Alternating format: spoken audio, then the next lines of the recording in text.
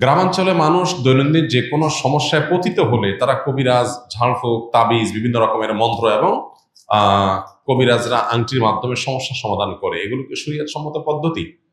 আমরা গ্রামে থাকি কিংবা শহরে, আমাদের জীবনে বিপদ আপদ, বিভিন্ন ব্যত্যয়, মুসিবত, অসুখ বিসুখ, বিভিন্ন রকমের কষ্ট দুঃখ এগুলো আমাদের জীবনে আসতে পারে।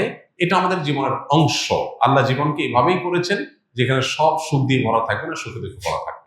এখন যখন আমাদের কোনো কষ্ট হবে, দুঃখ হবে, অসুখ বিসুখ হবে, বিপদ আপদ হবে, আমাদের একজন মুসলমান হিসেবে প্রধান এবং প্রথম করণীয় হবে আল্লাহর দিকে মনোনিবেশ করা, আল্লাহর কাছে দোয়া করা, সাহায্য চাওয়া। নবীজি সাল্লাল্লাহু আলাইহি ওয়াসাল্লাম বলেছেন, তোমাদের কেউ তার পায়ের জুতোর ফিতাটাও যদি ছিঁড়ে যায়, সে আল্লাহর কাছে দোয়া করবে।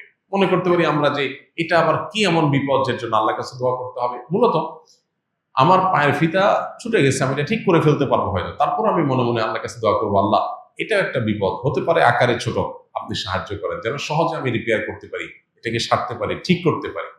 এই মেন্টালিটি থাকতে হবে। তাহলে বিপদ আপদে আল্লাহর দিকে মনোনিবেশ করা এটা আমাদের ঈমানের গুরুত্বপূর্ণ একটা দাবি। কিন্তু আজকাল বস্তুবাদ আমাদেরকে এমন ভাবে গ্রাস করে ফেলেছে, জ্বর হলে, শরীর ব্যথা হলে আমরা নাপা খেলে ভালো হয়ে যায়। এখন এর কারণে এই নাপা বা ঔষধ, মেডিসিন, ডাক্তার, ট্রিটমেন্ট এগুলোর প্রতি আমাদের আস্থা, বিশ্বাস এমন লেভেলে চলে গেছে, আল্লাহর দিকে আমাদের মাথা যায় না। যখন আমাদের দেয়ালে পিঠ থেকে যায়, যখন আর কিচ্ছু করার থাকে না, তখন আমরা এবার বলি একটু আল্লাহর কাছে দোয়া করি, আল্লাহর কাছে সাহায্য চাই। অথচ উচিত হলো যে কোনো বিপদ আপদে আল্লাহর দিকে ধাবিত হওয়া। তাহলে বিপদ আপদে কবিরাজের কাছে যাওয়া না, বিপদ আপদে আল্লাহর দিকে ধাবিত হইতে হবে। এটা হলো প্রথম কথা। এর পাশাপাশি সে বিপদ দূরের জন্য জাগতিক যে স্টেপ আছে, অসুখ হলে ট্রিটমেন্ট করা, ডাক্তারের কাছে যাওয়া, বিপদ আপদ হলে সেটা দূরের জন্য বিভিন্ন চেষ্টা করা, সেটা আমরা করব। পাশাপাশি যদি আপনার রুকিয়া, কোরআন হাদিসের আলোকে ঝাড়ফুঁক করার প্রয়োজন হয়, সেলফ রুকিয়া, নিজের ঝাড়ফুঁক নিজে করবেন, আর না হলে কোনো রাকির শরণাপন্ন হবেন যিনি কোরআন হাদিসের আলোকে শুধু ঝাড়ফুঁক করেন। এতটুকু।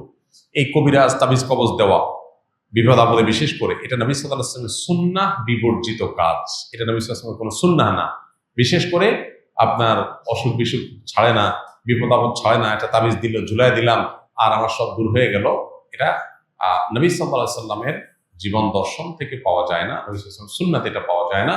এটা কোনো কোনো ক্ষেত্রে শিরকের পর্যায়ে মানুষকে নিয়ে যায়। বিধায় সুন্নাতে আমাদের আসতে হবে। সুন্নাহ কি?